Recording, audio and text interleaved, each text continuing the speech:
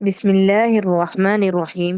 അസ്സലാത്തു വസ്സലാമു അലാ റസൂലില്ലാഹിൽ അമീൻ വഅലാ ആലിഹി വഅസ്ഹാബിഹി അജ്മഈൻ അമ്മാ ബഅദ്. റബ്ബി ഇശ്റഹ് ലി സ്വദ്രി വയസ്സിർ ലി അംരി വഹ്ലുൽ ഉഖ്ദതം മിൻ ലിസാനി യഫ്ഖഹു ഖൗലി. അൽഹംദുലില്ലാഹ്, നാം എല്ലാവരും നൂറാനി ഖായിദയുടെ എക്സാം കംപ്ലീറ്റ് ആയി. സോ അത് എളുപ്പമായെന്ന് വിചാരിക്കുന്നു. നിങ്ങളെല്ലാം കറക്റ്റായിട്ട് സബ്മിറ്റ് ചെയ്തിട്ടുണ്ട്, മാഷാ അല്ലാ. അതിന്റെ റിസൾട്ട്സ് എന്തായാലും ഒരു 3-4 ഡേയ്സിനുള്ളിൽ പബ്ലിഷ് ചെയ്യും. ഓക്കെ. സോ ഇൻഷാ അല്ലാ നമ്മൾ ഇനി തജ്വീദിന്റെ കോഴ്സിലേക്ക് കടക്കുകയാണ്. സോ ഇത് എല്ലാവർക്കും ഫ്രീ ആയിട്ട് കൊടുക്കുന്ന കോഴ്സാണെന്ന് പറഞ്ഞല്ലോ. സോ ഈ തജ്വീദിന്റെ കോഴ്സ് നമ്മൾ തുടങ്ങുന്നതിന് മുമ്പ്, അതായത് തജ്വീദിനെ കുറിച്ചിട്ട് സംസാരിക്കുന്നതിന് മുമ്പ് നമുക്ക് ഖുർആനെ കുറിച്ചിട്ട് ചെറിയൊരു ഇൻട്രൊഡക്ഷൻ പഠിച്ചിരിക്കുന്നത് നല്ലതാണ്. ഓൾറെഡി നിങ്ങൾക്ക് അറിയുന്ന കാര്യങ്ങളാണ്, ബട്ട് ജസ്റ്റ് ഒരു ബ്രഷ് അപ്പ് ചെയ്യുന്ന രീതിയിൽ ഒരു ടോപ്പിക് ആയിരിക്കും ഇത്. നിങ്ങൾ ആവശ്യമുള്ള നോട്ട്സ് മാത്രം ഞാൻ സെൻഡ് ആക്കി തരും. കംപ്ലീറ്റ് ആയിട്ട് എഴുതേണ്ട ആവശ്യമില്ല. ഓക്കെ. എക്സാമിന് വരുന്ന ക്വസ്റ്റ്യൻസ് മാത്രമേ നിങ്ങൾക്ക് തരുള്ളൂ.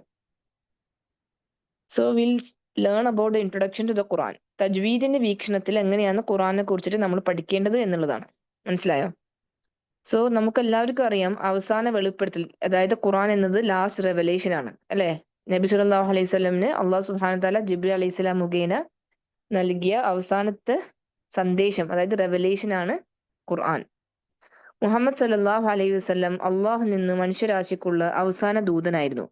അദ്ദേഹം അള്ളാഹു നിന്നുള്ള അന്തിമ വെളിപ്പെടുത്തൽ, അതായത് വെളിപ്പെടുത്തൽ എന്ന് ഉദ്ദേശിക്കുന്ന റെവലേഷൻ, ഖുറാനാണ് ഉദ്ദേശിക്കുന്നത്, മനുഷ്യനിലേക്ക് കൊണ്ടുവന്നു. അതിനാൽ ഈ വെളിപ്പെടുത്തൽ ഉൾക്കൊള്ളുന്ന ഗ്രന്ഥം വിശുദ്ധ ഖുർആനാണ്. വിശുദ്ധ ഖുർആനിന്റെ അടിസ്ഥാന സന്ദേശം മുന്നത്തെ വെളിപ്പെടുത്തലുകളുടെയും പുസ്തകങ്ങളുടെയും അടിസ്ഥാന സന്ദേശത്തിന് തുല്യമാണ്. കൂടാതെ മനുഷ്യന് മാർഗനിർദ്ദേശനം നൽകുന്ന നിർദ്ദേശങ്ങളും സ്വഭാവമുള്ളതാണ്. അതായത് മറ്റുള്ള നബിമാർക്കും, അതായത് നബി സല്ലല്ലാഹു അലൈഹി വസല്ലമയുടെ മുന്നേ ഉള്ള നബിമാർക്കും കൊടുത്ത മെസ്സേജ് സെയിം തന്നെയായിരുന്നു. തൗഹീദ്, അള്ളാഹുൽ വിശ്വസിക്കുക എന്നുള്ളത്. അതേ മെസ്സേജ് തന്നെയായിരുന്നു ഇവിടെ ഫസ്റ്റ് നമുക്ക് മനസ്സിലാവുന്നത് ഖുറാനിലുള്ളത്. ഇനി എന്താണ് ഖുറാൻ? നമ്മളൊരു തജ്വീദിന്റെ സ്റ്റുഡന്റ് ആകുമ്പോൾ നമ്മൾ എങ്ങനെയാണ് ഖുറാനെ കുറിച്ചിട്ട് പറയേണ്ടത്? അതൊരു ബുക്കാണ്, ഒരു ഗ്രന്ഥമാണ്, ഇങ്ങനെയൊക്കെ പറയുന്നതിന് പകരം അതിനൊരു കറക്റ്റ് ഡെഫിനിഷൻ നിങ്ങൾ പഠിക്കണം. മനസ്സിലായോ? അതിന് ഒരു 6-7 പോയിന്റ് ഉണ്ട്. എല്ലാ സ്റ്റുഡൻസും നിർബന്ധമായിട്ടും ഈ 6-7 പോയിന്റ് ബൈ ഹാർട്ടോ അല്ലെങ്കിൽ മനസ്സിലാക്കിയിട്ട് പഠിച്ചിട്ട് അപ്ലൈ ചെയ്യണം. Okay. So what is Quran? അള്ളാഹുവിന്റെ അറബിക് കലാമാണ് ഫസ്റ്റ് പോയിന്റ്. സോ പോയിന്റ് ആയിട്ട് നിങ്ങൾ നോട്ട് ചെയ്ത് വെച്ചാൽ നിങ്ങൾക്ക് ഈസി ആയിരിക്കും. എന്താണ് ഫസ്റ്റ് പോയിന്റ്? അള്ളാഹുവിന്റെ അറബിക് കലാമാണ്. അറബി ഭാഷയിലാണ് അത് ഇറക്കിയിട്ടുള്ളത്. സോ അത് സ്പെഷ്യലായിട്ട് ആ വേർഡ് ഉപയോഗിക്കണം. അള്ളാഹുവിന്റെ അറബിക് കലാമാകുന്നു. മുഹമ്മദ് നബിക്ക് സല്ലല്ലാഹു അലൈഹി വസല്ലമിന് ഇറക്കപ്പെട്ടതും അതിന്റെ വാക്കുകളിൽ അതിശയകരമാണ്. അതിന്റെ പാരായണം ഒരു ആരാധനയാണ്. തവാത്തുർ വഴിയാണ് അതിന് കൈമാറ്റം ചെയ്യപ്പെട്ടിരിക്കുന്നത്. സൂറത്തുൽ ഫാത്തിഹയുടെ തുടക്കം മുതൽ സൂറത്തുൽ നാസിന്റെ അവസാനം വരെയാണ് മസ്വാഹിഫിൽ എഴുതിയിരിക്കുന്നു. സോ ഇവിടെ ഒരു 7 പോയിന്റ് ഏതൊക്കെയാണ്? ഫസ്റ്റ് വൺ ഇസ് അള്ളാഹുവിന്റെ അറബിക് കലാമാണ്. സെക്കൻഡ് വൺ, മുഹമ്മദ് നബിക്ക് ഉറക്കപ്പെട്ടതാണ്. തേർഡ്, അതിന്റെ വാക്കുകളിൽ മിറാക്കിൾസ് ഉണ്ടെന്നാണ് ഉദ്ദേശിക്കുന്നത്, അതിശയകരമാണ്. ഫോർത്ത് വൺ, അതിന്റെ പാരായണം ഒരു ആരാധനയാണ്. നമ്മൾ പാരായണം ചെയ്യുമ്പോൾ എന്തായാലും നമുക്ക് കൂലി കിട്ടും, അല്ലെ? നെക്സ്റ്റ് വൺ, തവാത്തുർ വഴിയാണ് അത് ഇറക്കപ്പെട്ടത്. തവാത്തുർ എന്താണെന്ന് നമ്മൾ ഇൻഷാ അല്ലാഹ് പറയും. തവാത്തുർ എന്ന് പറഞ്ഞാല് ഒരു കാര്യം നബി സല്ലല്ലാഹു അലൈഹി വസല്ലം മുതൽ അദ്ദേഹത്തിന്റെ സ്വഹാബാക്കളും താബീങ്ങളും പിന്നെ ജനറേഷൻസ് ടു ജനറേഷൻസ് ഇന്ന് വരെ അതിലൊരു കളവും ഇല്ലാത്ത ഒരു അഗ്രിമെന്റ് ആണ് തവാത്തുർ എന്ന് പറയുന്നത്. It is a type of agreement in which there is no lie, but it is pass to generations. മനസ്സിലായോ? നബിയുടെ തുടക്കം മുതലേ വരുന്ന ആ ഖുർആനിൽ ഒരു കളവും ഇല്ല എന്നാണ് ഉദ്ദേശിക്കുന്നത്. ആ ഒരു അഗ്രിമെന്റ് ഇല്ലേ, അതിനാണ് നമ്മൾ തവാത്തുർ എന്ന് പറയുന്ന വേർഡ് യൂസ് ചെയ്യുന്നത്. മനസ്സിലായോ? തവാത്തുർ. തവാത്തുർ വഴിയാണ് അത് കൈമാറ്റം ചെയ്യപ്പെട്ടത്. പിന്നെയുള്ള പോയിന്റാണ് സൂറത്തുൽ ഫാത്തിഹ മുതൽ, സൂറത്തുൽ ഫാത്തിഹയുടെ തുടക്കം മുതൽ അവസാനത്തെ സൂറത്ത് ഏതാണ്? സൂറത്തുൽ നാസിന്റെ ആയത്തുകൾ വരെ മുസ്ഹഫിൽ എഴുതിയിരിക്കുന്നു. സോ ഈ 7 പോയിന്റ്സ് നിർബന്ധമായിട്ടും നിങ്ങൾ ആൻസറിൽ ഉണ്ടാവണം. എന്താണ് ഖുർആൻ എന്ന് പറയുമ്പോൾ എന്താ പറയേണ്ടത്? അള്ളാഹുവിന്റെ അറബിക് കലാമാകുന്നു. നബി സല്ലല്ലാഹു അലൈഹി വസല്ലം ഇറക്കപ്പെട്ടതാണ്. തേർഡ് വൺ ഇസ് അതിന്റെ വാക്കുകൾ അതിശയകരമാണ്. ഫോർത്ത് വൺ, അതിന്റെ പാരായണം ഒരു ആരാധനയാണ്. ഫിഫ്ത് വൺ, തവാത്തുർ വഴിയാണ് അത് ഇറക്കപ്പെട്ടത്. സിക്സ്ത് പോയിന്റ്, സൂറത്തുൽ ഫാത്തിഹയുടെ തുടക്കം മുതൽ സൂറത്തുൽ നാസ് വരെ മസ്വാഹിഫിൽ എഴുതിയിരിക്കുന്നു. സോ ഈ 7 പോയിന്റ്സും നിർബന്ധമായിട്ടും നിങ്ങൾ ആൻസേഴ്സിൽ വന്നിരിക്കണം. ഏതെങ്കിലും ഒരു പോയിന്റ് വിട്ടിട്ടുണ്ടെങ്കിൽ നിങ്ങളെ മാർക്ക് കുറയും. ഇതാണ് ശരിക്കും തജ്വീദിന്റെ വീക്ഷണത്തിൽ നിങ്ങൾ നോക്കിയിട്ടുണ്ടെങ്കിൽ ഇതിന്റെ ഡെഫിനിഷൻ. ഓക്കെ. സോ എന്താണ് ഈ വേർഡ്സിന്റെ മീനിങ് നമുക്ക് നോക്കാം. ഈ ഒരു ഡെഫിനിഷനെ കുറിച്ച് എന്താ ഉദ്ദേശിക്കുന്നത്? അള്ളാഹുവിന്റെ കലാം എന്ന് പറയുന്നത് എന്താണ്? മനുഷ്യരാശിയുടെയും ജിന്നിനെയും മാലാഖമാരുടെയും പ്രസംഗങ്ങൾ ഇതിൽ ഒഴിവാക്കപ്പെടുന്നു. അള്ളാഹു ഡയറക്റ്റ് സംസാരിച്ചതാണ് നബിയോട്. മനസ്സിലായോ? അള്ളാഹുവിന്റെ വാക്കുകൾ ഡയറക്റ്റ് ജിബ്രീൽ അലൈഹിസ്സലാം മുഖേന എത്തിച്ചു കൊടുക്കുന്നതാണ്. സോ ഇവിടെ മലക്കുകളുടെ വാക്കല്ല, മനുഷ്യന്റെ വാക്കല്ല, അല്ലെങ്കിൽ ജിന്നിന്റെ വാക്കുകളല്ല എന്ന് നമ്മൾ മനസ്സിലാക്കണം. സെക്കൻഡ് പോയിന്റ്, മുഹമ്മദിന് വെളിപ്പെടുത്തി, അതായത് മുഹമ്മദ് സല്ലല്ലാഹു അലൈഹി വസല്ലമിനെ വെളിപ്പെടുത്തി. ചെറിയൊരു സ്പെല്ലിംഗ് മിസ്റ്റേക്ക് വന്നിട്ടുണ്ട് കേട്ടോ ടൈപ്പിങ്ങിൽ. അപ്പൊ മുഹമ്മദ് സല്ലല്ലാഹു അലൈഹി വസല്ലമിനെ വെളിപ്പെടുത്തി എന്ന് പറയുന്നത് എന്താണ്? തൗറ, ഇഞ്ചിൽ, സബൂർ തുടങ്ങിയ വെളിപ്പെടുത്തലുകൾ ഉൾപ്പെടുത്തിയിട്ടില്ല. അപ്പൊ അത് സ്പെഷ്യലാന്ന് മനസ്സിലായല്ലോ. മറ്റുള്ള വെളിപ്പെടുത്തലുകളെല്ലാം ഇത് സ്പെസിഫിക് ആയിട്ട് നബി സല്ലല്ലാഹു അലൈഹി വസല്ലമിന് ഇറക്കി കൊടുത്തതാണ്. തേർഡ് വൺ, അതിന്റെ പാരായണം ഒരു ആരാധനയാണ്. അതിന്റെ മീനിങ് എന്താണ്? ഖുർആൻ പാരായണത്തിന് പുണ്യമുണ്ട്. അതിൽ ഹദീസ് ഖുദ്സി, ഹദീസ് അൻ നബവിയ എന്നിവ ഉൾപ്പെടുന്നില്ല. അതായത് നബിയുടെ ഹദീസോ അല്ലെങ്കിൽ ഹദീസ് ഖുദ്സിയോ ഒന്നും അല്ല. ഇത് ശരിക്കുമുള്ള പാരായണം, അതായത് പുണ്യമുണ്ട്. മനസ്സിലായോ? സോ ഇതാണ് അതിന്റെ മീനിങ്. അപ്പോ മൂലപദത്തിൽ വാക്കാലുള്ള നാമം ഖറഅ എന്ന വായിക്കുക എന്നാണ്. ഓക്കെ, ജസ്റ്റ് പറഞ്ഞു വിടുന്നതാണ്. ഓക്കെ, ഇതൊന്നും കൂടുതലായിട്ട് നിങ്ങൾ പഠിക്കേണ്ട ആവശ്യമില്ല. ആവശ്യമുള്ള നോട്ട്സ് ഞാൻ അയക്കും. ഖുർആൻ എന്നാൽ വായന അല്ലെങ്കിൽ വായിക്കപ്പെടുന്നത്, അല്ലെ? പാരായണം എന്നാണ് അർത്ഥമാക്കുന്നത്. ഇഖ്റ, ഖറഅ, യഖ്റഉ ഇങ്ങനെയുള്ള വേർഡ്സ് ഉണ്ടല്ലോ. ഖുർആനെ നിർവചിച്ചിരിക്കുന്നത് അവസാനത്തെ പ്രവാചകനെ അയച്ച അള്ളാഹുവിന്റെ അറബിക് കലാം ഉൾക്കൊള്ളുന്ന പുസ്തകം എന്നാണ്. മുഹമ്മദ് സല്ലല്ലാഹു അലൈഹി വസല്ലം ഏഞ്ചൽ ജിബ്രീൽ വഴി അതിന്റെ കൃത്യമായ സമയത്തിലും അർത്ഥത്തിലും പദത്തിലും നിരവധി സ്വഹാബാക്കൾ തവാത്തുർ വഴി വാക്കാലും അതേപോലെ രേഖാമൂലവും ഞങ്ങൾക്ക് കൈമാറിയതാണ്. അതായത് ഓരോ സ്വഹാബാക്കളിലൂടെ കൈമാറിയതാണ് കറക്റ്റ് ആയിട്ട് ഖുർആന്റെ വാക്കുകൾ. മനസ്സിലായോ? ഈ ആയത്തുകൾ. സോ അതിനാണ് തവാത്തുർ എന്ന് പറയുന്നത്. മനസ്സിലായല്ലോ? അനുകരണീയവും അതുല്യവുമായ ഡാമേജ്, അതായത് ഇതിൽ ഒരു കളവും ഇല്ലെന്നാണ് ഉദ്ദേശിക്കുന്നത്. അള്ളാഹു അതിനെ സംരക്ഷിച്ചിരിക്കുന്നുണ്ട്. മനസ്സിലായോ? ഇനി അതിന്റെ മറ്റുള്ള പേരുകൾ എന്താണ്? ഖുർആന്റെ മറ്റുള്ള റെവലേഷൻ എന്നാണ് ഉദ്ദേശിക്കുന്നത്. ഖുർആന്റെ മറ്റുള്ള നാമങ്ങൾ, ദ നെയിംസ് ഓഫ് ദ ഖുർആൻ ആണ്. ഫസ്റ്റ് വൺ അൽ കിതാബ്, സിക്ർ, അൽ ഫുർഖാൻ, അൽ തൻസീൽ എന്നെല്ലാണ് 4 വേർഡ്സ്. ഖുർആന്റെ വേറെ വേറെ വേർഡ്സ് ഇല്ലേ? അൽ കിതാബ്, അൽ ഫുർഖാൻ, അൽ സിക്ർ, അൽ തൻസീൽ. അത് നിങ്ങൾ ബൈഹാർട്ട് പഠിക്കണം, ഈ 4 പേരുകളും. പിന്നെ ഖുർആന്റെ സവിശേഷതകൾ, മറ്റുള്ള സവിശേഷതകൾ എന്താണ്? ഇത് പേരിൽ പെടൂല, ഇത് സവിശേഷതകളാണ്. നൂർ, ഹുദ, സിക്ർ, നൂർ, ഹുദ, ഷിഫ, റഹ്മാൻ, റഹ്മ, മുബാറക്, ബുഷ്ര, അസീസ്, മജീദ്, ബഷീർ, നസീർ, കരീം ഇങ്ങനെയുള്ള സവിശേഷതകൾ അടങ്ങിയത് ഖുർആനിലുണ്ട്. സോ നിങ്ങൾ ഖുർആന്റെ നാമങ്ങളും സവിശേഷതകളും മാറി മാറി പോകരുത്. മനസ്സിലായോ? ഖുർആന് 4 നാമങ്ങളേ ഉള്ളൂ. അപ്പൊ അത് നിങ്ങൾ ബൈഹാർട്ട് പഠിക്കുക. പിന്നെ അതിന് സവിശേഷതകൾ എന്ന് പറയുമ്പോൾ നിങ്ങൾക്ക് ഇതിൽ നിന്ന് 5-6 പഠിച്ചാൽ മതി, ഫുള്ളായിട്ട് പഠിക്കണമെന്നില്ല. സോ സവിശേഷത എന്ന് പറയുന്നത് ക്യാരക്ടേഴ്സ് ആണ്, അല്ലെ? ഒരാളെ സവിശേഷത. അതിന്റെ അർത്ഥം ഖുർആന്റെ ക്യാരക്ടറിസ്റ്റിക്സ് എന്താണ്? നൂർ, ലൈറ്റ് അല്ല അത്. പിന്നെ ഹുദ, ഗൈഡൻസ്, നമുക്ക് നേർവഴി കാട്ടുന്ന ഒരു ഗ്രന്ഥമാണ്. ഷിഫ എന്ന് പറയുന്നത് അത് ഷിഫ നൽകുന്നത് ക്യൂർ ആണ്, ഹീലിംഗ് ആണ്. റഹ്മ, ഖുർആൻ പാരായണം ചെയ്യുന്നവരുടെ മേൽ അള്ളാഹു റഹ്മ ചൊരിയും. മുബാറക്, ബ്ലെസ്സിങ് ആണത്, ബറക്കത്ത്. Bushra, good tidings. അല്ലെ, നമുക്ക് വിഷമം വരുന്ന സമയത്ത് നമ്മൾ ചിലപ്പോൾ എന്തെങ്കിലും ആയത്തിൽ കം അക്രോസ് ചെയ്താൽ അതിന് മീനിങ് തുറന്നിട്ടുണ്ടെങ്കിൽ ചിലപ്പോൾ നമുക്കുള്ളത് മെസ്സേജ് ആണെന്ന് തോന്നിപ്പോകും. ഗുഡ് ടൈഡിങ്സ്, നല്ല നല്ല കാര്യങ്ങൾ പറഞ്ഞു കൊടുക്കുന്നുണ്ട്. അസീസ്, മൈറ്റി, അള്ളാഹു സുബ്ഹാനഹു തആല ഇറക്കിയതാണ്, അസീസ് ആണത്.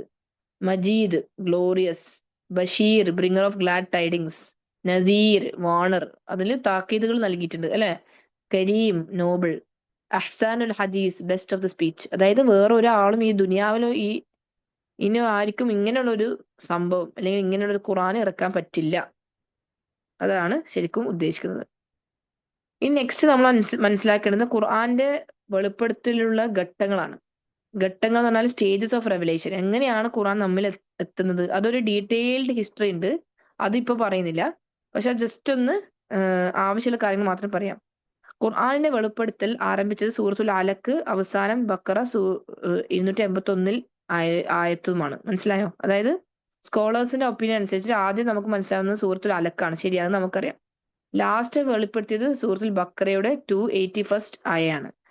അപ്പോൾ ആ ഒരു കാര്യം നമ്മൾ മനസ്സിലാക്കേണ്ടത് ഓർഡറിലല്ല ശരിക്കും റിവീൽ ചെയ്തത് അല്ലെ. ബക്കറ ആദ്യം നമ്മൾ തോന്നും രണ്ടാമത്തെ സുഹൃത്താണെങ്കിലും, പക്ഷെ മുമ്പ് എനിക്ക് അങ്ങനെ തോന്നിയത് അങ്ങനെയായിരുന്നു ഖുറാൻ റിവീൽ ചെയ്തിരുന്നത്. ഇവിടെ ആക്ച്വലി അങ്ങനെയല്ല. ഓരോ ആയത്തും ക്രോഡീകരണം വേറെ ഡിഫറെന്റ് രീതിയിലാണ്. പിന്നെയാണ് നബി സല്ലല്ലാഹു അലൈഹി വസല്ലം വഫാത്താകുന്നതിന് മുമ്പ് അല്ലെങ്കിൽ മരണപ്പെടുന്നതിന് മുമ്പ് അത് ഓർഡറിൽ ഓതി കൊടുക്കുന്നത് എന്നാണ് പറയുന്നത്. അപ്പൊ ആ ഒരു ഓർഡറാണ് നമ്മൾ ഇപ്പോഴും വായിക്കുന്നത്. മനസ്സിലായോ? കാരണം ഓരോ ആയത്തുകൾ ഇറങ്ങിയത് ഓരോ സന്ദർഭത്തിലോ അല്ലെങ്കിൽ സ്ഥലത്തായിരിക്കും അല്ലെ. ഹിജ്റക്ക് മുന്നേ ഉള്ളത് മക്കി സൂറ, ഹിജ്റക്ക് ശേഷമുള്ളത് മദനി സൂറ അല്ലേ. സോ അത് പ്ലേസിന്റെ കാര്യമാണ്. അതായത് ഹിജ്റക്ക് മുന്നിൽ അല്ലെങ്കിൽ പിന്നിൽ. മനസ്സിലായോ? ബിഫോർ ഹിജ്റ ആഫ്റ്റർ ഹിജ്റ എന്ന് പറയുന്നത്, അല്ലാണ്ട് മക്കത്താണ് മദീനത്താണ് എന്നല്ല.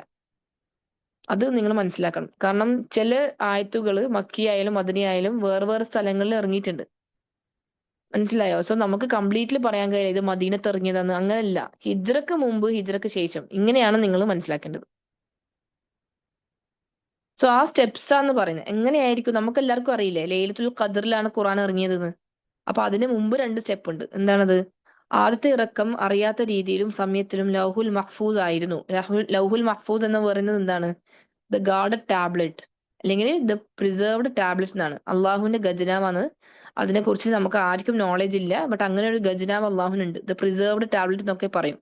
അത് നബിമാർക്കായാലും ജിന്നുകൾക്കായാലും മലക്കുകൾക്കായാലും ഒന്നും അറിയില്ല.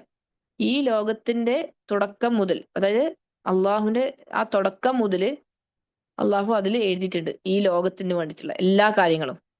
എല്ലാ മനുഷ്യന്മാരെ കുറിച്ചിട്ടും പിന്നെ എപ്പോഴാണ് ഖുറാൻ ഇറങ്ങുന്നത് പോലും അതിൽ ഉണ്ട് എന്നാ പറയുന്നത്.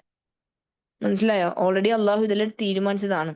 ഓക്കെ. നബി സല്ലല്ലാഹു അലൈഹി വസല്ലം ജനിക്കുന്നതിന് മുമ്പേ ഈ ഖുറാനൊക്കെ അതിലുണ്ട്, വെളിപ്പെടുത്തല്. മനസ്സിലായോ? സോ നമുക്ക് ചിലപ്പോൾ നമ്മളെ മൈൻഡിൽ അത് നമുക്ക് ഉൾക്കൊള്ളാൻ പറ്റണമെന്നില്ല. ബട്ട് നമ്മൾ വിശ്വസിക്കുന്നുണ്ട്. എന്ത്? യെസ്, ഇത് സത്യമാണ്. അതല്ലേ ഈമാൻ കാര്യങ്ങൾ. ഈമാൻ കാര്യങ്ങൾ എന്താണ്? ടു ബിലീവ് ഇൻ അള്ളാഹ് എന്നാ പറയുന്നത് ഫസ്റ്റ് തിങ്. സോ അള്ളാഹുവിൽ വിശ്വസിക്കുക എന്ന്. അപ്പൊ അള്ളാഹുവിൽ വിശ്വസിക്കുക എന്ന് പറയുമ്പോൾ നമ്മൾ ഇതെല്ലാം വിശ്വസിക്കണം. അതെങ്ങനെയാ എങ്ങനെയായത് അതിനെക്കുറിച്ച് കൂടുതൽ നമുക്ക് എക്സ്പ്ലെയിൻ ചെയ്യാൻ പറ്റൂല. അതിനെല്ലാം മനുഷ്യന്റെ മനസ്സിന് അല്ലെങ്കിൽ മൈൻഡിന് ചിന്തിക്കാൻ ഒരു കപ്പാസിറ്റി ഇല്ല. നമ്മൾ ഏഞ്ചൽസിനെ കാണുന്നില്ല, പക്ഷെ നമ്മൾ അത് വിശ്വസിക്കുന്നില്ലേ അല്ലേ? ടു ബിലീവ് ഇൻ ഏഞ്ചൽസ് എന്ന് പറയുന്നു. പിന്നെ അതേപോലെ ബുക്സ് എന്ന് പറയുന്നത് ഖുറാൻ ഒക്കെ അൽഹംദുലില്ലാ നമ്മളെ കയ്യിൽ ഉള്ളതുകൊണ്ട് നമുക്കത് മനസ്സിലാവുന്നുണ്ട്. To believe in the messengers, yes, നമ്മൾ നബിമാരിൽ വിശ്വസിക്കുന്നുണ്ട്. ഖുറാനിലെ ഒരുപാട് നബിമാരുടെ പേരുകൾ പറഞ്ഞിട്ടുണ്ട്, നമ്മൾ വിശ്വസിക്കുന്നു. സോ ഇങ്ങനെയുള്ള ചില കാര്യങ്ങൾ നമുക്ക് അള്ളാഹ്ക്ക് മാത്രം അറിയുന്ന കുറച്ച് കാര്യങ്ങളുണ്ട് അല്ലെ. അതായത് ശരിയാണ്, എല്ലാ കാര്യങ്ങളാണ് അള്ളാഹ്ക്ക് അറിയുന്നത്. ബട്ട് സം തിങ്സ് നമ്മളോട് പോലും അത് വെളിപ്പെടുത്തിയിട്ടില്ല. It's not there. ബട്ട് ലൗഹുൽ മഹ്ഫൂദ് എന്ന് പറഞ്ഞ പ്രിസർവ്ഡ് ടാബ്ലറ്റ്, നിങ്ങൾ സൂറത്തുൽ ബുറൂജിൽ ലാസ്റ്റ് താഴെ ഫീ ലൗഹിൽ മഹ്ഫൂദ് ബൽ ഖുർആനും മജീദ് ഫീ ലൗഹിൽ ഇങ്ങനെയുള്ള ഒരു ആയത്തില്ലേ, ഫീ ലൗഹിൽ മഹ്ഫൂദ്. അത് ഖുർആൻ അവിടെ ഉണ്ട് എന്നാണ് ഉദ്ദേശിക്കുന്നത്. സോ അത് നമ്മൾ വിശ്വസിക്കണം. സോ ആദ്യത്തെ ഇറക്കം അറിയാത്ത രീതിയിലും ലൗഹുൽ മഹ്ഫൂദിലായിരുന്നു ഫസ്റ്റ് സ്റ്റെപ്പ്. രണ്ടാമത്തെ ഇറക്കമാണ് ഏറ്റവും താഴ്ന്ന ആകാശത്തിലേക്ക്. അതിനെ ബൈത്തുൽ ഇസ്സ എന്നാണ് പറയുന്നത്. ലോവസ്റ്റ് ഹെവന്റെ പേരാണ് ബൈത്തുൽ ഇസ്സ. അവിടെ ലൈലത്തുൽ ഖദറിന്റെ രാത്രിയിൽ സംഭവിച്ചത് എന്ന് പറയുന്നത് രണ്ടാമത്തെ ഇറക്കം. ഫസ്റ്റ് എവിടെയാണ്? ഇറ്റ്സ് ഓൾറെഡി പ്രിസർവ്ഡ് അല്ലെ. അതായത് ടാബ്ലറ്റിൽ, അതായത് ലൗഹുൽ മഹ്ഫൂദിൽ ഓൾറെഡി ഉണ്ട്. രണ്ടാമത്തെ ഘട്ടത്തിലാണ് ഇവ ഇറക്കം ചെയ്യുന്നത്. എവിടാ? ഏറ്റവും ലോവസ്റ്റ് ഹെവനിൽ ബൈത്തുൽ ഇസ്സയില്. അത് ലൈലത്തുൽ ഖദറിന്റെ രാത്രിയിലാണ്. അതിനൊരു പ്രൂഫാണ് ഇന്നാ അൻസൽനാഹു ഫീ ലൈലത്തുൽ ഖദർ അല്ലേ. തീർച്ചയായും നിശ്ചയമായും ഞങ്ങൾ ഇത് മഹിമ രാത്രിയിൽ വെളിപ്പെടുത്തി. പിന്നെ സൂറത്തുൽ ദുഖാനിൽ തീർച്ചയായും ഞങ്ങൾ അത് അനുഗ്രഹീത രാത്രി വെളിപ്പെടുത്തി. ഖുറാനെ കുറിച്ചിട്ട് തന്നെ പറയുന്നത്. ഖുറാന്റെ പ്രൂഫ് ഖുറാനിൽ തന്നെ ഉണ്ട് എപ്പോഴാണ് ഇറങ്ങിയത്. സോ അത് ലൈലത്തുൽ ഖദറിലാന്ന് നമുക്കറിയാം അല്ലെ, നോമ്പിന്റെ സമയത്ത്. അപ്പോൾ മൂന്നാമത്തെ സ്റ്റെപ്പ് ആണ് ഈ 2 വാക്യങ്ങൾ വെളിപ്പെടുത്തലിന്റെ രണ്ടാം ഘട്ടം ഒരൊറ്റ രാത്രിയിൽ സംഭവിച്ചതാണെന്ന് സൂചിപ്പിക്കുന്നു. അതായത് ഒരൊറ്റ രാത്രിയാണ് ഇത് സംഭവിച്ചതെന്ന് പറയുന്നത്. ഇത് റമദാൻ മാസത്തിലെ അവസാന 10 രാത്രികൾ ഒന്നായി വ്യക്തമാക്കണം. അവസാന 10ലാണ് ഖുറാൻ ഇറങ്ങിയിട്ടുള്ളത്. അത് സ്പെസിഫിക് ആയിട്ട് ഒരു ഡേറ്റ് ശരിക്കും ഇല്ല. 25 ആവുന്നുണ്ട്. ബട്ട് നമ്മളോട് പറയുന്നത് എന്താണ്? നിങ്ങൾ ലാസ്റ്റ് എല്ലാ 10 ദിവസവും നന്നായിട്ട് ആരാധിക്കണം എന്നാണ്. കാരണം നബി സല്ലല്ലാഹു അലൈഹി വസല്ലമിന് പറയാൻ പറ്റിയിട്ടില്ല സ്വഹാബാക്കൾ അത് ഏത് ദിവസമായിരുന്നു അല്ലെ. അല്ലെങ്കിൽ നമ്മൾ അത് മാത്രം വേർഷിപ്പ് ചെയ്യൂലേ? അല്ലെങ്കിൽ ഒരു ദിവസം മാത്രം നമ്മൾ അത് ചെയ്യൂലേ, ആരാധിക്കൂലേ? ബട്ട് 10 ഡേയ്സ് കൂടുതൽ നമ്മൾ അള്ളാഹുവിനോട് അടുക്കാൻ വേണ്ടി പറയുന്നുണ്ട് നോമ്പിന്, റമദാനില്. മനസ്സിലായ? പിന്നെ മൂന്നാമത്തെ സ്റ്റേജിലാണ് ഖുർആൻ മുഹമ്മദ് സല്ലല്ലാഹു അലൈഹി വസല്ലമിന് വെളിപ്പെടുത്തിയത് അവസാനത്തേത് മാത്രമായിരുന്നു. തേർഡ് സ്റ്റേജിലാണ് ഇത് വരുന്നത്. മനസ്സിലായോ? അങ്ങനെ ഖുർആൻ മുഹമ്മദ് സല്ലല്ലാഹു അലൈഹി വസല്ലമിന് വെളിപ്പെടുത്തിയ 3 സ്റ്റേജുകളിൽ അവസാനത്തേതാണ് മാത്രമായിരുന്നു. 23 വർഷത്തിനിടയിൽ ജിബ്രീൽ അലൈഹിസ്സലാം എന്ന മാലാഖയുടെ മുഖേന ഇത് ക്രമേണ വെളിപ്പെട്ടു. മനസ്സിലായോ? ഓക്കെ, സോ 3 സ്റ്റേജസ് ഉണ്ട്. ഫസ്റ്റ് വൺ ലൗഹുൽ മഹ്ഫൂസ്, സെക്കൻഡ് വൺ ലോവസ്റ്റ് ഹെവൻ ബൈത്തുൽ ഇസ്സ, തേർഡ് സ്റ്റേജിലാണ് ജിബ്രീൽ അലൈഹിസ്സലാം നബി സല്ലല്ലാഹു അലൈഹി വസല്ലമിന് മെസ്സേജസ് എത്തിച്ചു കൊടുക്കുന്നത്. I hope it's clear. Okay, ഇനി നെക്സ്റ്റ് വൺ ഖുർആന്റെ സവിശേഷതകൾ. നേരത്തെ നമ്മൾ ഖുർആന്റെ വാക്കുകളിലുള്ള സവിശേഷതകൾ പറഞ്ഞു. ബട്ട് നമുക്ക് ഖുർആനെ കുറിച്ച് കൂടുതൽ വിവരങ്ങൾ അറിഞ്ഞാൽ എന്ത് കൂലിയാണ് കിട്ടുന്നത്, എന്താണ് അത് പാരായണം ചെയ്താൽ നമുക്ക് കിട്ടുന്ന ഗുണം, അതിന്റെ സവിശേഷതകളാണ് നബി സല്ലല്ലാഹു അലൈഹി വസല്ലം നമ്മെ പഠിപ്പിച്ചിട്ടുണ്ട്. നമസ്കാരത്തിൽ ഖുർആൻ ഓതിയാൽ മാത്രമേ പ്രാർത്ഥന സാധുവാവുകയുള്ളൂ. അതായത് നമ്മൾ ഫാത്തിഹ ഓതണം. ഫാത്തിഹ ഓതിയിട്ടില്ലെങ്കിൽ നമസ്കാരം ബാത്തിലാണ്, അല്ലെ? കറക്റ്റ് അല്ല.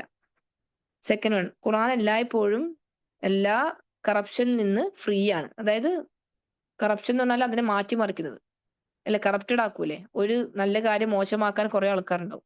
പക്ഷെ അങ്ങനത്തെ ഒരു സംഭവം ഖുർആനിലില്ല. അതാണ് സെക്കൻഡ് പോയിന്റ്. അങ്ങനെയുള്ള കറപ്ഷനിൽ നിന്ന് അള്ളാഹു ഖുർആൻ സംരക്ഷിക്കും. മുൻ പുസ്തകങ്ങളായ തൗറ എന്നിവ യഹൂദരും ക്രിസ്ത്യാനികളും മാറ്റി.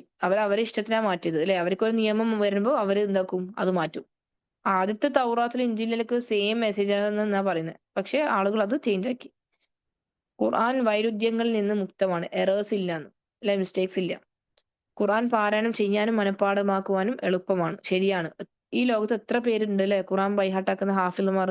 ഈ കേരളത്തിൽ മാത്രമാണോ? അല്ല, എവ്രി കൺട്രി, അറബ് ആയിക്കോട്ടെ, ചൈനീസ് ആയിക്കോട്ടെ, ഫ്രഞ്ച് ആയിക്കോട്ടെ, റഷ്യൻ ആയിക്കോട്ടെ, എല്ലാ പ്ലേസസിലും ഖുർആൻ മനഃപ്പാഠമാക്കുന്ന ആൾക്കാരുണ്ട്. അപ്പൊ അത് ഭാഷന്റെ പ്രശ്നമല്ലല്ലോ, അല്ലേ? അത് അള്ളാഹു തന്നെ മനുഷ്യർക്ക് ഈസി ആക്കി കൊടുക്കുന്നതാണ്. അപ്പൊ അള്ളാഹു സുബ്ഹാനഹു വ തആല നമുക്ക് എല്ലാവർക്കും ആ ഒരു എളുപ്പം പഠിക്കാൻ വേണ്ടിയിട്ടുള്ള മനസ്സ് തെറ്റേ. ആമീൻ. അഞ്ചാമത്തെ പോയിന്റ്, ഒരു രൂപത്തിലും വാക്കിലും പുനർനിർമ്മിക്കാനോ അനുകരിക്കാനോ കഴിയാത്ത അള്ളാഹുവിന്റെ നിത്യ അത്ഭുതമാണ് ഖുർആൻ. ശരിയല്ലേ? It is A everyday miracle. അത് പാരായണം ചെയ്യുന്നവരുടെ മേൽ സമാധാനം ഉണ്ടാകും. സെവൻത് പോയിന്റ്, ഖുർആൻ കാപട്യങ്ങളിൽ നിന്നും ഹൃദയത്തെ ശുദ്ധീകരിക്കുന്നു. അതായത് കാപട്യം എന്ന് പറഞ്ഞാല് മനസ്സിൽ ഒരു ഹിപ്പോക്രസിയാണ്. ഒരു നേരം നല്ലത്, ഒരു നേരം മോശം, അങ്ങനെയല്ലേ പറയൂലേ? ഓക്കെ, മനുഷ്യനാണ്, പക്ഷെ രണ്ട് മുഖം കാണിക്കുന്ന ആൾക്കാരില്ലേ? അതാണ്. ഓക്കെ, ഒരു സ്ഥലത്ത് നിങ്ങൾ വേറെ രൂപം, പിന്നെ വേറെ രൂപം, അങ്ങനല്ല. ഹിപ്പോക്രസി എന്ന് പറഞ്ഞാല് ആ ഒരു കാപട്യം. അങ്ങനെയുള്ള കാപട്യങ്ങളിൽ നിന്ന് നിങ്ങൾ ഖുർആൻ പാരായണം ചെയ്യുമ്പോൾ നമ്മളെ മനസ്സിനെ ശുദ്ധീകരിക്കുമെന്നാണ്.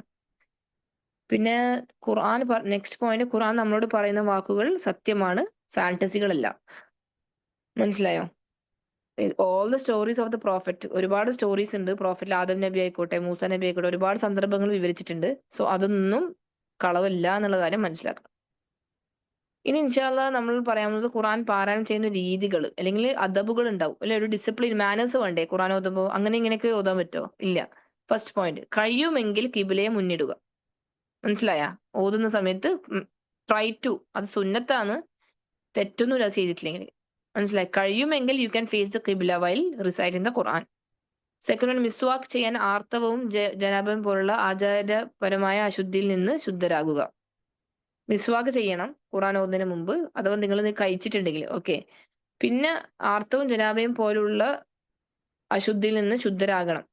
അപ്പോൾ ഇവിടെ എക്സെപ്ഷൻസ് എന്ന് പറഞ്ഞാല് students exception during menstrual cycle. അപ്പൊ സ്റ്റുഡൻസ് മാത്രമല്ല, നിങ്ങൾ എങ്ങനെ രീതിയിലും ഖുർആൻ ഓതാൻ ഒരുപാട് പണ്ഡിതന്മാർ പറയുന്നുണ്ട് ഖുർആൻ ഓതുന്നതിന് തെറ്റില്ല. കാരണം എവിടെയും ഹദീസിൽ അത് വെളിപ്പെടുത്തിയിട്ടില്ല. നിങ്ങൾ ഖുർആൻ ഓതാൻ പാടില്ല എന്നുള്ള കാര്യം സ്ട്രിക്റ്റ് ആയിട്ട് എവിടെയും പറഞ്ഞിട്ടില്ല. പറഞ്ഞത് എന്താണ്?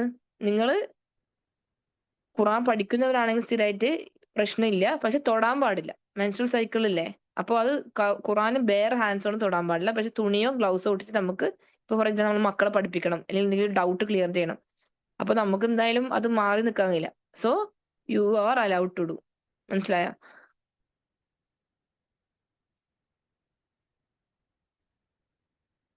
പിന്നെ ജനാബത്തിന്റെ കുളിയാകുമ്പം പ്രശ്നമാണ്. ഓക്കെ, ജനാബത്തിൽ നിങ്ങൾ കുളിച്ചു കഴിഞ്ഞിട്ട് മാത്രമേ ഖുർആൻ ഓതാനേ പാടുള്ളൂ. അള്ളാഹുവിന് ഒരു നാമം പോലും പറയാൻ പാടില്ല എന്നാണ്. Nobody should utter the word എന്ന് പറയുന്നത് ഖുർആനില്. ദിക്ർ പോലും ചൊല്ലാൻ പാടില്ല എന്ന് ചില ആൾക്കാർ പറഞ്ഞു ജനാബത്തിന്റെ സമയത്ത്. സോ നിങ്ങൾ വേഗം ജനാബത്ത് കുളിച്ച് റെഡിയാവുക, എന്നിട്ട് പിന്നെ യു ക്യാൻ കണ്ടിന്യൂ. അതിന് നമുക്ക് 7 ദിവസം 8 ദിവസം കാത്തിക്കണ്ടല്ലോ, മെൻസ്ട്രൽ സൈക്കിൾ പോലെ. അപ്പോൾ അത് നിങ്ങൾ ശ്രദ്ധിക്കണം. ജനാബയും പോലുള്ള അശുദ്ധിയിൽ നിന്ന് ശുദ്ധരാകുക എന്നാണ് പറയുന്നത്. ഓക്കെ. ചില ആളുകൾ നോമ്പിന് മാത്രം ഉണ്ടാവും പീരിയഡ്സ് ആയിട്ട് ഓതുന്നത്. അങ്ങനെ നിങ്ങൾ ചെയ്യാത്ത ഒരു വ്യക്തിയാണെങ്കിൽ അതിനായിട്ട് ചെയ്യേണ്ട ആവശ്യമില്ല. പക്ഷെ സ്റ്റിൽ വീഡിയോസ് ഉണ്ട്. ഓക്കെ, യു ക്യാൻ ഡു എന്നുള്ള കാര്യം എപ്പോഴും ചെയ്ത് നമ്മളെ മറക്കാൻ പറ്റാത്ത, അതായത് നമുക്ക് ചെയ്യാതിരിക്കാൻ പറ്റാത്ത ആൾക്കാരുണ്ടാവും ഡെയിലി ചെയ്യുന്നത്. അവർക്കൊന്നും പ്രശ്നമില്ല, ഖുർആൻ ഓതുന്നേ പ്രശ്നമില്ല, തൊടണ്ടാന്ന് മാത്രമേ ഉള്ളൂ. നമ്മൾ അങ്ങനെയാണെങ്കിൽ മക്കൾക്കെല്ലാം രാത്രി ഓതി കൊടുക്കുന്നില്ലേ? അല്ലെ? സൂറത്തുൽ ഫാത്തിഹ, നാസ്, ഇഖ്ലാസ്, ആമിന റസൂൽ എല്ലാം നമ്മൾ ഓതി കൊടുക്കുന്നില്ലേ? അതെല്ലാം ഖുർആനല്ലേ? പീരിയഡ്സ് ആന്ന് പറഞ്ഞിട്ട് ഇങ്ങനെ ദേഷ്യം പിടിച്ചിട്ട് അവിടെ നിൽക്കല, ഇല്ല എനിക്ക് പറ്റൂല എന്ന് പറഞ്ഞിട്ട്. അങ്ങനെ പറഞ്ഞിട്ട് കാര്യമില്ല. ദിക്റിൽ പെട്ട കാര്യം തന്നെയാണ് ഖുർആൻ, അല്ലെ? ആ ദിക്ർ ഉദ്ദേശിക്കുന്നത് രാത്രിത്തെ അസ്കാർ. പിന്നെ രാവിലത്തെ അസ്കാർ നമ്മൾ കുല്ലിന്റെ സുഹൃത്ത് ഓതുന്നില്ലേ? അപ്പൊ പീരിയഡ്സ് ആന്ന് പറഞ്ഞിട്ട് അത് നമ്മൾ ഓതാണ്ട് നിൽക്കില്ല. സോ എവിടെയെങ്കിലും ഒരു ഹദീസ് ഉണ്ടെങ്കിൽ മാത്രമാണ് അത് പണ്ഡിതന്മാർ പറയുള്ളൂ, യെസ് ഇങ്ങനെ ഒരു ഹദീസ് ഉണ്ട്. ഓതാൻ പാടില്ല എന്ന് പറഞ്ഞത് ദ്വൈഫ് ആയിട്ടുള്ള ഹദീസ് ആയിരിക്കും, വീക്ക് ഹദീസ് ആയിരിക്കും. അപ്പൊ നമ്മൾ എപ്പോഴും നോക്കണം നമ്മൾ ഏത് സോഴ്സിൽ നിന്നാണ് നമ്മൾ ഹദീസെല്ലാം എടുക്കുന്നത്. പിന്നെയും കുറച്ച് നിങ്ങൾക്ക് എളുപ്പത്തിന് സ്വഹീ ബുഖാരിയും മുസ്ലിമും ഒക്കെ നിങ്ങൾക്ക് യൂസ് ചെയ്യാൻ പറ്റും. മനസ്സിലായോ? തേർഡ് പോയിന്റ്, ഒരാളുടെ വസ്ത്രവും ശരീരവും വൃത്തിയായിരിക്കണം. ഫോർത്ത് പോയിന്റ്, ഭയത്തോടും ആലോചനയോടും കൂടിയും എഴുതാൻ അല്ലെങ്കിൽ പാരായണം ചെയ്യാൻ ശ്രമിക്കുക.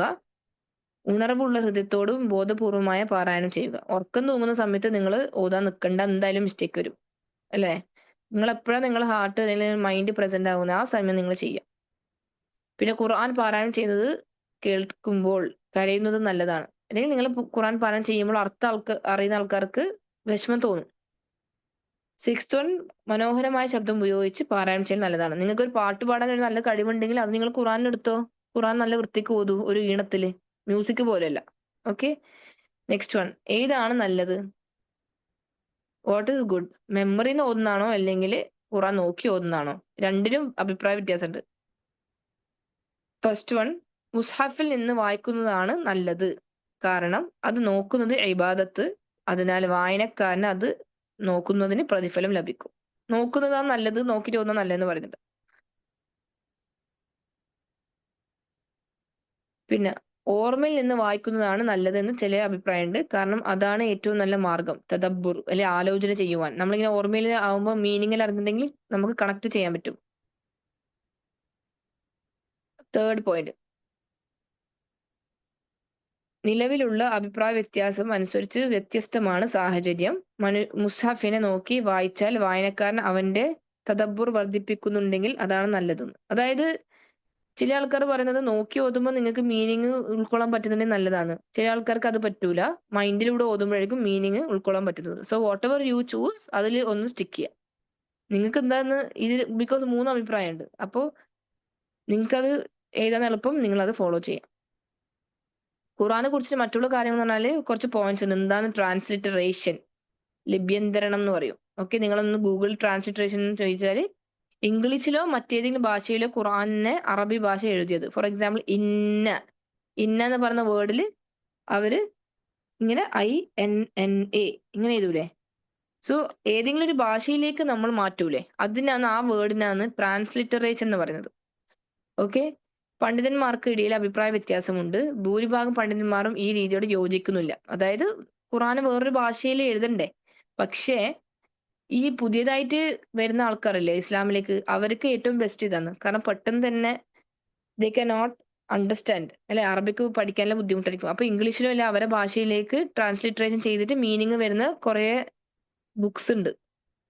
സോ ചില പണ്ഡിതന്മാർ അത് ഹറാമായിട്ട് കാണുന്നു, ബിക്കോസ് ഖുറാനെ വേറെ ഭാഷയിൽ എഴുതാൻ പറ്റൂല എന്ന് പറയുന്നത്. പിന്നെ മറ്റൊരു ഭാഷയിൽ എഴുതാനും കഴിയില്ല, അല്ലേ? ശരിയാണ്. ബിക്കോസ് ഫോർ എക്സാമ്പിൾ നമ്മൾ അൽഹംദു ഇങ്ങനെയാണ് നമ്മൾ അറബിക്കിൽ എഴുതുന്നത്, അല്ലേ? അൽഹംദു. ബട്ട് നമ്മളത് ഇംഗ്ലീഷിലാണെങ്കിലോ അൽഹംദു ഇങ്ങനെ വരാം. അത് ഈ ഹ ആണോ അല്ലെങ്കിൽ ഈ ഹ ആണോ, അത് മനസ്സിലാക്കണമെങ്കിൽ അറബി തന്നെ വേണ്ടേ? സോ അതുകൊണ്ടാണ് പണ്ഡിതന്മാർക്ക് അതിലൊരു അഭിപ്രായ വ്യത്യാസം വന്നിട്ടുള്ളത്. ഓക്കെ. ലിപ്യന്തരണം ഓരോ അറബി അക്ഷരത്തിനും അതിൻ്റെതായ അവകാശങ്ങൾ നൽകാൻ കഴിയില്ല. യെസ്, അതാ ഞാൻ പറഞ്ഞത്. ലിപ്യന്തരണത്തിന് ഈ ഒരു ട്രാൻസ്ലിറ്ററേഷന് ഐനും ഹംസയും നമ്മൾ ആയിട്ടല്ലേ ഇതാ ഇംഗ്ലീഷില്, അത് ഐനാണോ ഹംസയാണോ മനസ്സിലാവില്ലല്ലോ. സോ അതില് മനസ്സിലാക്കണം, transliteration is basically for rewards mostly. അല്ലേ? സ്റ്റാർട്ടിങ് പാരായണം ചെയ്യുന്നവർക്ക്. പിന്നീട് അത് പഠിക്കണം. പഠിക്കാതിരിക്കാൻ പാടില്ല. Next one. അടുത്തതാണ് ട്രാൻസ്ലേഷൻ. വിവർത്തനം. നേരത്തെ പറഞ്ഞത് ട്രാൻസ്ലിറ്ററേഷൻ. ജസ്റ്റ് നിങ്ങൾ ടേംസ് അറിഞ്ഞാൽ മതി. ഇതൊന്നും ബൈഹാർട്ട് പഠിക്കേണ്ട ആവശ്യമില്ല. ട്രാൻസ്ലേഷൻ എന്ന് പറയുന്നത് ഏറ്റവും അടുത്ത അർത്ഥം മാത്രം നൽകുന്നത്. ഏറ്റവും കൂടുതൽ മീനിങ് വരുന്നത് വി ആർ ട്രാൻസ്ലേറ്റിംഗ്. അറബി ഭാഷ അദ്വിതീയമാണ്. വിവർത്തനം ചെയ്യാൻ കഴിയില്ല. ഇംഗ്ലീഷിലോ മറ്റേതെങ്കിലും ഭാഷയിലോ അനുയോജ്യമാണ്. ഉദാഹരണത്തിന് ഖൗഫ്, ഖശ്യ. എന്നാൽ രണ്ടും വിവർത്തനം ചെയ്യപ്പെടുന്നത്. മനസ്സിലായോ? ഖൗഫ് എന്ന് പറയുമ്പോൾ പേടി, ഖശ്യ എന്ന് പറഞ്ഞ പേടി തന്നെയാണ്. പക്ഷെ അത് ശരിക്കും അറബിക്കിൽ വേറൊരു മീനിങ് ഉണ്ട്. മനസ്സിലായ? ഭയം എന്ന നിലയിലാണ്. ഖുർആനിക് അറബി ഭാഷയുടെ രൂപമാണ്. മനസ്സിലായോ? സോ നമ്മൾ ബിഗിനിങ്ങിലെല്ലാം നമുക്ക് ട്രാൻസ്ലേഷൻ എല്ലാം നോക്കാം. അപ്പൊ ശരിക്കും അത് ആ സെയിം വേർഡ് ആയിരിക്കും. ഓക്കെ. ഖൗഫും ഖശിയും ഡിഫറെന്റ് ആണ്. ബട്ട് അത് മലയാളത്തിൽ അത് പേടി എന്നുള്ള മീനിങ് ആ വരാം. പക്ഷെ അത് ഉൾക്കൊള്ളുന്നത് വേറെ രീതിയിലാണ് അറബിക്കില്. ആ ഒരു കാര്യം മനസ്സിലാക്കണം.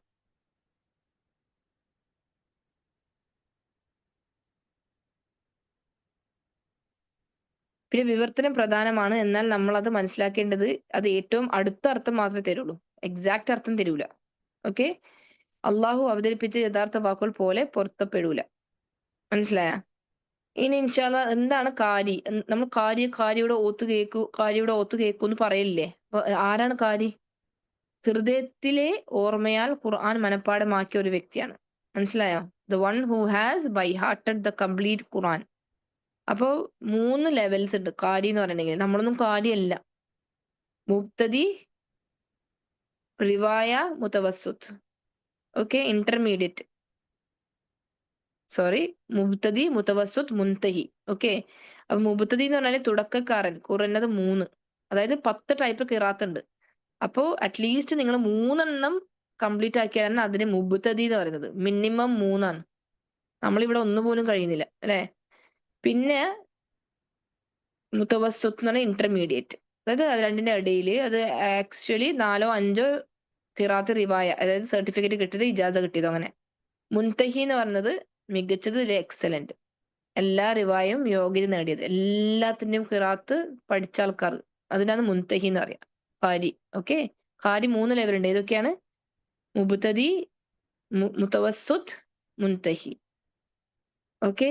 സോ ഈ ഒരു കാര്യങ്ങൾ പഠിക്കുക. പിന്നെ ആവശ്യമുള്ള നോട്ട്സ് മാത്രമേ ഞാൻ അയക്കുള്ളൂ. ഫുള്ളായിട്ടൊന്നും എഴുതാൻ ബുദ്ധിമുട്ടാണ്. ഇൻഷാല്ല തജ്വീദിന്റെ ക്ലാസ് കുറച്ച് കഴിഞ്ഞിട്ട് പോസ്റ്റ് ആക്കും. ജസാക്കുമുല്ലാഹു ഖൈറൻ. അസ്സലാമു അലൈക്കും വറഹ്മത്തുള്ളാഹി വബറകാതുഹു.